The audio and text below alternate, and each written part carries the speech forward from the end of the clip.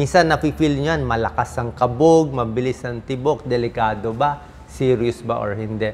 At ang worry natin, kung humihina ang puso o lumalaki yung puso. That's another problem. So, depende ito sa senyales, tsaka sa mga test ituturo natin mamaya. Okay? Pag heart palpitation, marami dito hindi naman delikado. Pero merong iba dito, delikado din ang cause. Yung mga not serious muna, okay? Pwedeng nagpa-palpitate ka dahil may nervyos ka, anxiety, pwedeng yun lang. Pwedeng na-stress ka, pwedeng nasobrahan ka ng alak o sigarilyo, pwede na sobrahan ka ng kape or caffeine, pwedeng sigarilyo. Ito, hindi to delikado. Okay lang yan. Mabilis natin ayusin yan. Pero yung heart palpitation, ang binabantayan natin, yung mga may bad signs mamaya Merong mga bad signs na hinihimatay, nahihirapan huminga, sumasakit ang dibdib, hapong-hapo, parang walang energy. Medyo ibang usapan yon. Okay, yung hapong-hapo, pagod na pagod, parang lupaypay na, baka yung palpitation, nagkulang na yung daloy ng dugo Merong ganun pag sobrang bilis ang heart rate o talagang humihina yung puso. Ayaw natin yan. So, tingnan natin. Other causes, dehydration, kulang ka sa tubig, pwede rin yan, magpalpitate. Large meals, naparami ang kain, may problema sa tiyan. Heartburn, makulo ang tiyan, may irritable bowel, makabag, di ba, maasim. May connection po yung tiyan natin sa puso. Oras na sumakit ang tiyan, makulo ang tiyan, nagloloko din yung puso. Actually, ito problem ko Dahil lagi mahangin ang tiyan ko, meron ako irritable bowel, sumasabay yan. Kung kailan makulong-makulo ang tiyan mo, parang tambol tong tiyan mo, puso mo magloloko din, bibilis. Anemic, pag kulang ka sa dugo, bibilis din yung tibok ng puso. Caffeine, syempre pag nag-exercise ka, bibilis. Pero meron din mga hindi magandang cause. Bara sa puso, abnormal heart rate, yan ang mga mamaya tuturo natin. Ano ang normal heart rate natin? Ang normal heart rate natin sa adults, 60 to 80. Diba? Siguro mga edad 20 up to 55 years old, 60 to 80 beats per minute. Mga bata, mas mabilis pa. Teenager, medyo mabilis pa. Pero pag tumanda na tayo, pag senior na. Pag senior na, 60, 70, unti-unti bumibilis ang heart rate, nagiging 80 to 100. Bakit? Siyempre, mas mahina na yung puso, mas matigas na yung puso, mas hirap na yung puso, mas hindi na ganun kalakas, bumibilis. So, unti-unti yan, humihina ang puso kasi tumatanda. Pero mas gusto natin, mas mabagal sana. Pero sa senior, ayaw mo rin sobra bagal. Merong heart rate ng senior na 50 lang per minute, 50 beats. O merong 40 beats per minute, sobra naman bagal yon. Less than 50, sobra bagal, baka may diferensya sa puso. Meron tinatawag na sick sinus syndrome, bilang internist and cardiologist, linya ko po ito itong mga abnormal heartbeat. Pag sobra bagal yung puso, minsan delikado din, nanghihina, hihimatay, nilalagyan ng pacemaker.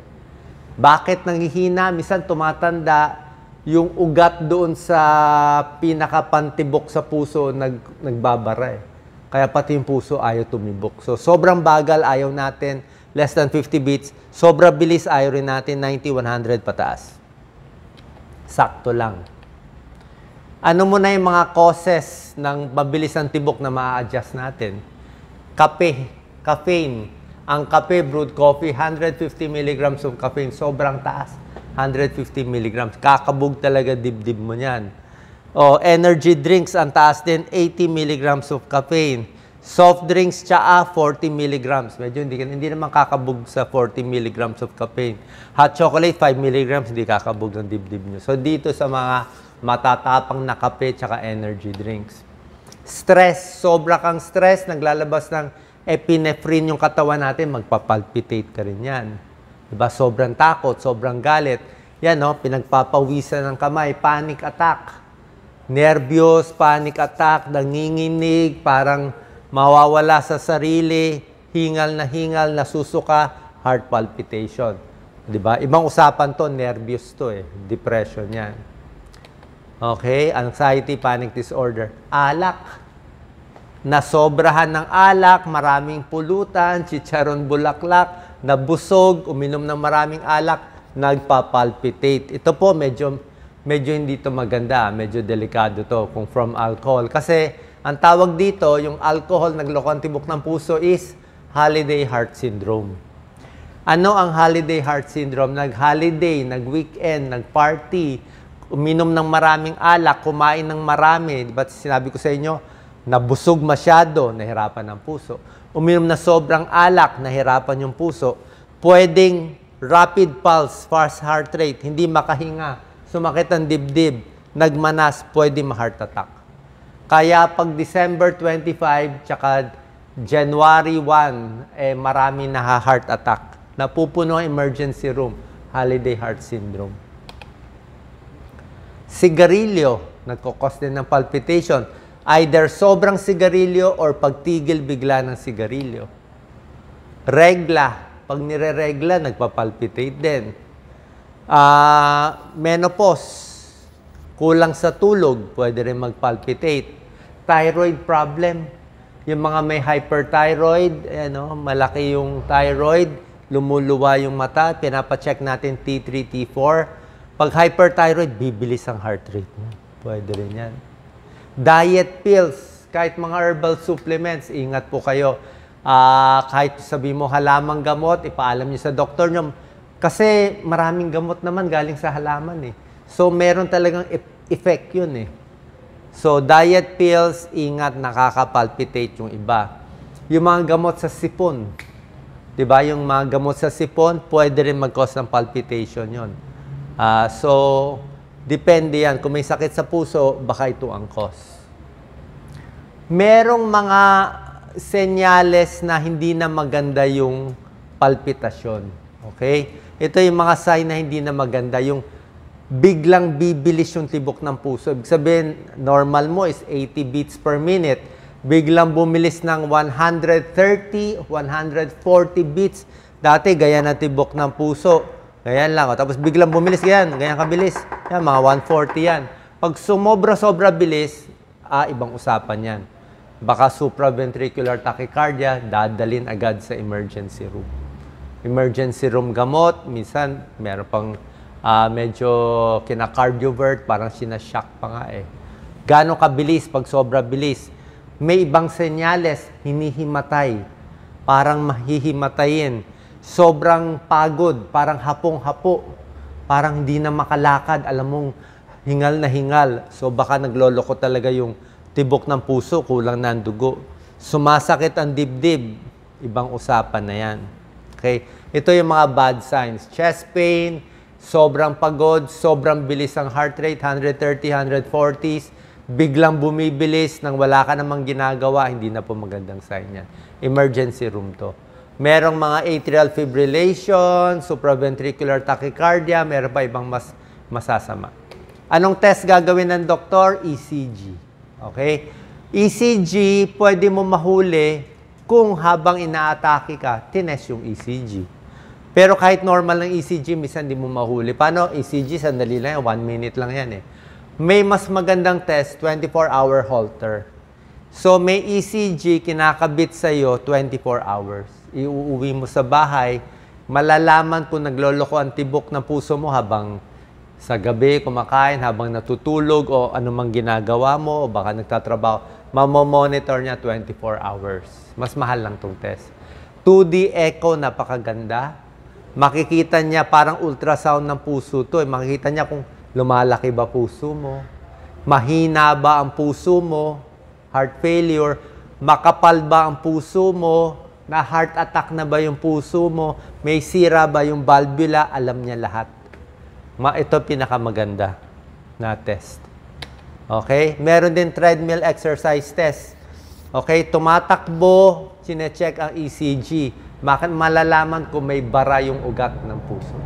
Kung yung artery may bara, 70% accurate. Mahuhuli niya. Pwede rin yung angiogram, pero yung angiogram, iba na yun eh. Invasive na yan, maglalagay na ng wire sa puso eh. So, meron tayong mga first aid remedies muna sa heart palpitation. Pwede nyo to gawin. Pero tulad na sinabi ko, kung may bad sign, dadalhin natin agad dapat sa emergency room. Ang magagawa nyo sa bahay, sa probinsya, habang wala pa yung ambulance, pwede nyo iubo-ubo. Iubo nyo lang. Kung na-feel nyo sumobra bilis, let's say 140, kung SVT mayan, iubo mo 3 times, 4 times, wala namang masama eh. Pwede yan. Minsan, nagbabalik sa normal. Kalma lang yung isip, kalma. Okay? Merong Valsalva maneuver. Choose one lang or two. Hindi nyo kailangan gawin eh. Kung nakuha sa ubo, di okay na. So, ito parang umiire. Pipisilin ng ilong, sasara, tapos sisinga ka pero nakasara yung ilong. So, parang hindi ka talaga sumisinga. Para ka lang umiire. Mga 3 to 4 seconds. Ganyan. 3 to 4 seconds.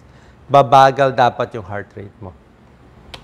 Third option, kumuha ng malamig na tubig, lagyan mo ng ice yung lababo, hilamos sa muka. Or uminom ng sobra-sobrang lamig hanggang dito sa may ngala-ngala. Either hilamos or uminom ng sobrang lamig, magti-trigger to ng vagal reflex. Babagal dapat yung heart rate mo konti.